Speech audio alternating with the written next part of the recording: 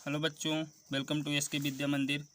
तो अभी तक जो हम कल वाले लेक्चर में देखे हैं कि संख्या पद्धति में संख्याओं को संख्या छोटी संख्या कौन सी होती है, बड़ी संख्या क्या है, अंक कितने होते हैं, ठीक है, प्राकृतिक संख्या, सम संख्या। अगर आपने अभी तक उस वीडियो को नहीं देखा तो देख लीजिए। और आज जो हम पढ़ने वाले हैं तो संख्याओं का लिखना, यानी संख्याओं को किस तरह से लिखा जाता है भारतीय अंकन पद्धति में, अंतर्राष्ट्रीय अंकन पद्धति में और रोमन पद्धति में। इन तीनों को बहुत अच्छे तरीके से देखेंगे, इसलिए आप वीडियो में बने रहिए और वीडियो को लाइक ज़रूर कर दीजिए, शेयर भी कर दीजिए, क्योंकि आप अगर शेयर करते हैं तब कुछ आगे सपोर्ट मिलता है, ठीक है, तो जिससे हमको मोटिवेशन मिलता रहे और आपके लिए बेहतर से बेहतर आपकी तैयारी हो सके जवाहर नवोदय विद्यालय की, ठीक है। तो देखिए, भारतीय अंकन पद्धति, सबसे पहले संख्याओं को लिखना। तो संख्याओं को लिखने के लिए अंक तो आपको पता है कि 0, 1, 2, 3, 4, 5, 6, 7, 8, 9 होते हैं, ठीक है। उसी में से भारतीय अंकन पद्धति में संख्याएं लिखना और अंतर्राष्ट्रीय अंकन पद्धति में संख्याओं को लिखना। तो भारतीय अंकन पद्धति की बात करें तो यहाँ पर हम जो लिखते हैं संख्याओं को, वो इकाई, दहाई, सैकड़ा, हजार, 10,000, लाख, 10 लाख, करोड़, 10 करोड़, अरब, 10 अरब, खरब, 10 खरब, पदुम, 10 पदुम, नील, 10 नील, शंख, महाशंख, इस तरह से हम संख्याओं को अरेंज करते हैं, यानी अंकों को अरेंज करके लिखते हैं। जैसे कि मान लीजिए मैं बोला 7,85,773, तो एक संख्या लिख गई। ये कौन सी अंकन पद्धति पे है? तो ये भारतीय अंकन पद्धति पे है और हम इसे भारतीय अंकन पद्धति पे पढ़ेंगे, 7,85,773, ठीक है। तो अभी आपको मैं संख्याओं को लिखना भारतीय अंकन पद्धति में बताता हूँ। तो आप अगर ध्यान से देखें तो इकाई दहाई वाले अंकों को हमेशा दोनों को एक साथ बोला जाता है। जैसे कि हम 73 बोलते हैं, तब 73 पे हम दहाई को अलग, इकाई को अलग नहीं बोलते हैं, एक साथ बोलते हैं 73, ठीक है। लेकिन सैकड़ा को हम अकेले सिंगल बोला करते हैं, लेकिन दहाई इकाई को हम जोड़े के साथ। तो इकाई दहाई को हम हमेशा एक साथ मिलाकर बोलते हैं, लेकिन सैकड़ा को हमारे जो भारतीय अंकन पद्धति में है, सैकड़ा को अकेले बोला जाता है। कभी भी आपने ये नहीं सुना होगा कि 8,7213, ऐसे कभी संख्या नहीं बोली जाती। हमेशा ये बोला जाता है कि 8,711, 8,811 या 8,200 या 8,300, एक ही अंक की संख्या सैकड़ा पर हमेशा बोली जाती है, आपको ध्यान देना। फिर दहाई, हजार और 10,000 को भी दो अंकों के साथ बोला जाता है। जैसे 73,000, तो उसमें 7 10,000 वाला है और 3 हज़ार वाला है। इसी तरह लाख और 10 लाख को भी दो अंक बोले जाते हैं। करोड़, 10 करोड़ को भी दो अंक बोले जाते हैं। तो कभी भी अगर आपको संख्या लिखना है या लिखते हुए आप गलत करते होंगे, ये ज़रूर करते होंगे, अगर कोई आपका टीचर आपको बोलता है संख्याएँ, तब आपको दिक्कत होती होगी कि कितने जीरो लगेंगे या कहाँ पर क्या किस तरह से लिखना है, और बार बार हम इकाई दहाई सैकड़ा तो लिख नहीं सकते हैं। तो आज मैं आपको, आप ध्यान से सुनिए, एक बार ऐसे बता रहे हैं कि आप बिल्कुल कभी भी संख्याएं लिखना गलत नहीं करेंगे। आपको इस चीज़ को याद करना है अच्छे तरीके से, इकाई दहाई सैकड़ा, हज़ार, 10,000, लाख, 10 लाख, करोड़, 10 करोड़, यानी ये चीज़ आपको रटी होना चाहिए, कम से कम अरब तक, 10 अरब तक। जब आपको रटी होगी तो जैसे ही मान लीजिए मैं बोल रहा हूँ 7 करोड़, तो आप 7 करोड़ को 7 लिख लीजिए। अब आपको माइंड में रखना है कि जो सामने वाले आपके बोल रहे हैं, जो शिक्षक या कोई भी बोल रहा है, वो अब लाख बोलना चाहिए। तो लाख में भी आप ये ध्यान देना है कि कितने अंक बोल रहे हैं। अगर वो 73 या 10 से बड़ी संख्या बोल रहे हैं तो कोई दिक्कत नहीं है, जीरो लगना ही नहीं है लाख में। या तो कभी कभी क्या होता है 5 ही लाख बोलते हैं, तब 05 लिख के लिखना है। फिर हज़ार में भी वही चीज़ याद रखना है कि अगर वो 10 से बड़ी संख्या बोल रहे हैं तब हमें पूरा पूरा लिख देना है। लेकिन अगर वो 05 या मान लीजिए 5, 6, 7, 8 या 10 से छोटी संख्या बोल रहे हैं, तब हमें जीरो लगा के लिखना है। या कभी कभी ऐसा होता है कि पूरा हज़ार ही नहीं बोलते हैं, तब हमें ये ध्यान देना है कि उन हज़ार की जगह 2 जीरो लगाना है, लाख की जगह 2 जीरो, और सैकड़ा पे हमें पता है कि एक ही अंक बोला जाता है, इसलिए सैकड़ा पे 1 जीरो लगाना है जब ना बोला जाए तब। तो देखिए, जैसे मैं बोल रहा हूँ 7 करोड़ 35 लाख, तो ठीक है, 35 लाख 2 अंक है। 45,000 तो भी 2 अंक है। 772, तो कोई दिक्कत नहीं, गिन लीजिए, इकाई दहाई सैकड़ा, हज़ार, 10,000, लाख, 10 लाख, करोड़, ठीक है। लेकिन अगर मैं बोला 7 करोड़ 5 लाख, तो 05, 4,000 तो 04, 572, तो गिनिए फिर, इकाई दहाई सैकड़ा, हज़ार, 10,000, लाख, 10 लाख, करोड़, ये भी सही है। अब अगर मान लीजिए बोला 7 करोड़ 4,000, तो देखिए पहले तो हमने लाख नहीं बोला, फिर उसके बाद लाख के 2 जीरो हो गए, उसके बाद 4000 को भी 2 अंक नहीं बोले, 4000 बोले, 04, फिर 372। तो अब सही है, इकाई, दहाई, सैकड़ा, हज़ार, 10,000, लाख, 10 लाख, करोड़। तो अभी आप कॉपी पेन उठाइए और प्रैक्टिस करिए, और मैं बोल रहा हूँ जो लिखिए। तो 8,03,72,। अब ये लिखना है आपको, 8,03,72,। तो सबसे पहले 8 करोड़, फिर उसके बाद लाख, तो सही है लाख ही आएगा, उसके जस्ट बाद तो 03, क्योंकि 3 कम है ना 10 से। फिर उसके बाद हज़ार नहीं बोले, सैकड़ा भी नहीं बोले, तो हज़ार के 2 अंक और सैकड़ा ये, फिर 72। कभी भी आपकी संख्या लिखने में कोई दिक्कत नहीं होगी। इस तरह से आपको संख्याओं को लिखना है। अब चलते हैं आगे हम। तो अंतर्राष्ट्रीय अंकन पद्धति, अब भारतीय अंकन पद्धति आपको समझ में आई होगी, अब अंतर्राष्ट्रीय अंकन पद्धति को हम समझते हैं। तो देखिए, अंतर्राष्ट्रीय अंकन पद्धति में हमने अभी देखा, भारतीय अंकन पद्धति में 2-2 अंकों का समूह बन रहा था, लेकिन अंतर्राष्ट्रीय अंकन पद्धति में 3-3 अंकों का समूह बनता है। समझ रहे हैं, 3-3 अंकों का, ये देखिए ये, ठीक है।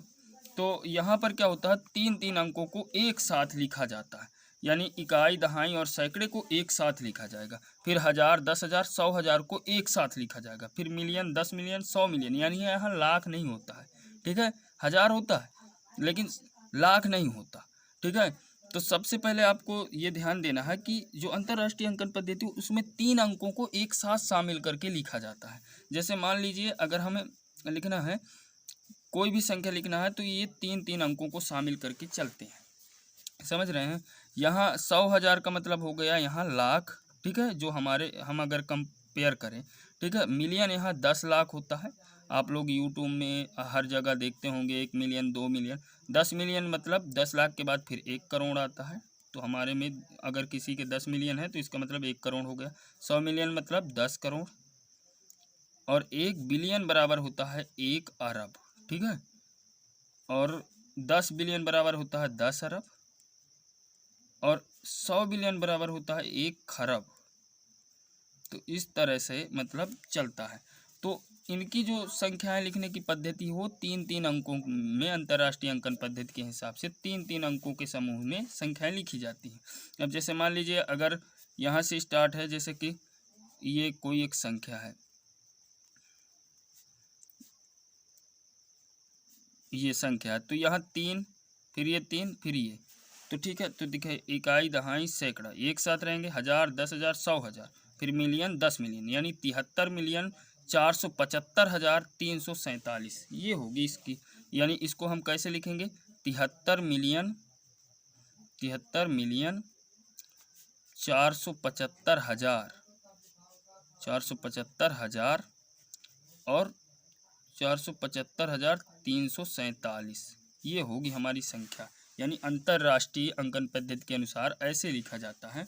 और ये बहुत इम्पोर्टेंट है कि आप ये देख लें कि 100,000 को लाख बोला जाता है, 1 लाख, ठीक है। मिलियंस में 1 मिलियन बराबर 10 लाख होता है, 10 मिलियन बराबर 1 करोड़ होता है, 100 मिलियन बराबर 10 करोड़ होता है, 1 बिलियन बराबर 1 अरब, 10 बिलियन बराबर 10 अरब, और 100 बिलियन बराबर 1 खरब होता है। फिर उसके बाद ट्रिलियन आता है, ठीक है। इसी तरह से अंतर्राष्ट्रीय अंकन पद्धति बढ़ती है आगे।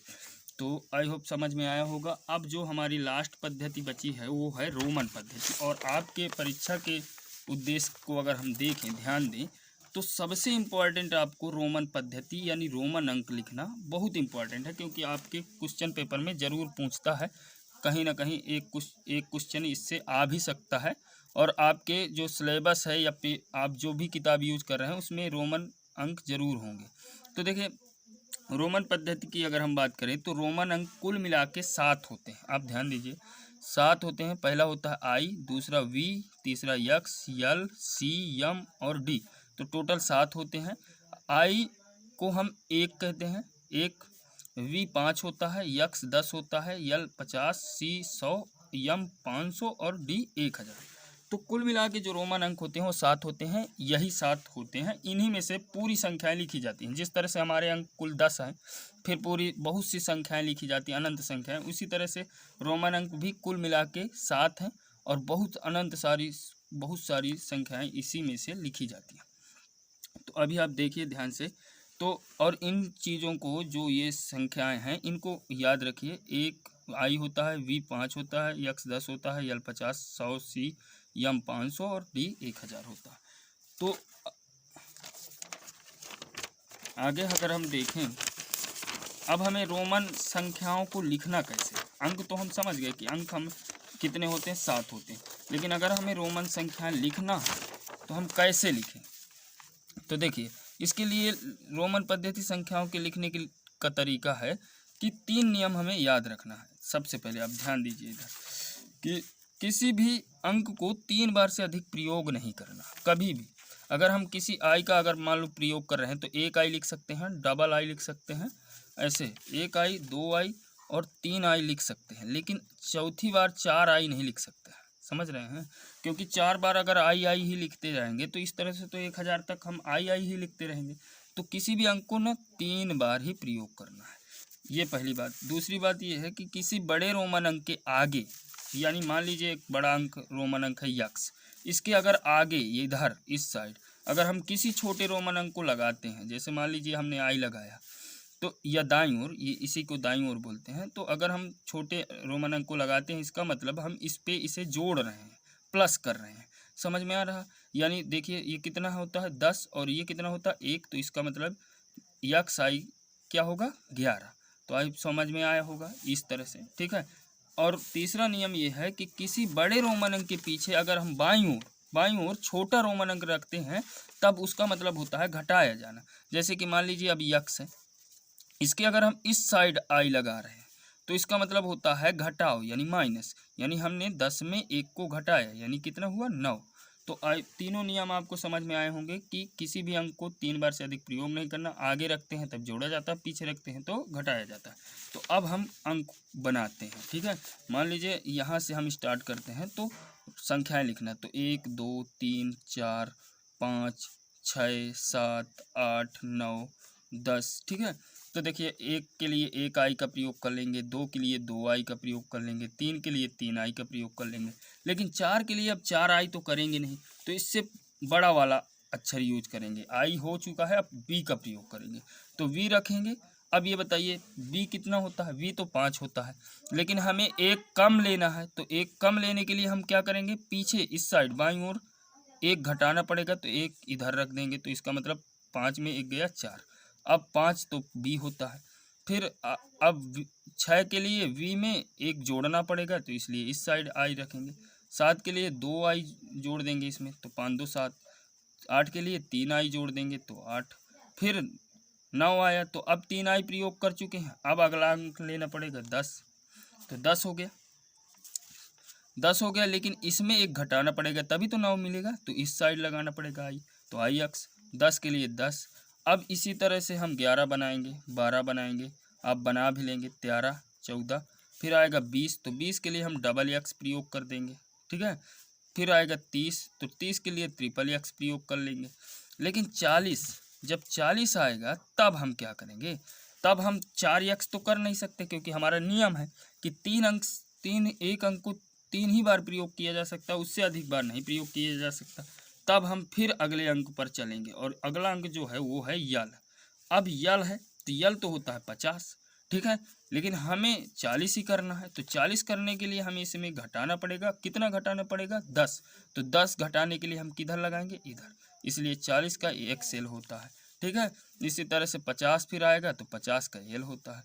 इसी तरह 60 जब होगा तो एल पे एक्स जोड़ना है, इसलिए 60 का एल एक्स हो जाएगा, 70 का एल डबल एक्स हो जाएगा। इस तरह से आपको रोमन अंक लिखना है, ठीक है। तो किसी भी चीज़ को समझना पड़ता है तब आगे हम लिख पाते हैं। बढ़िया से अगर आप ध्यान से देखें तो आप पूरा 100 तक लिखें और प्रैक्टिस करें लिखने की, आपको पूरा समझ में आएगा। तो इस तरह से पूरा हो गया। अब अगले चैप्टर में हम आपको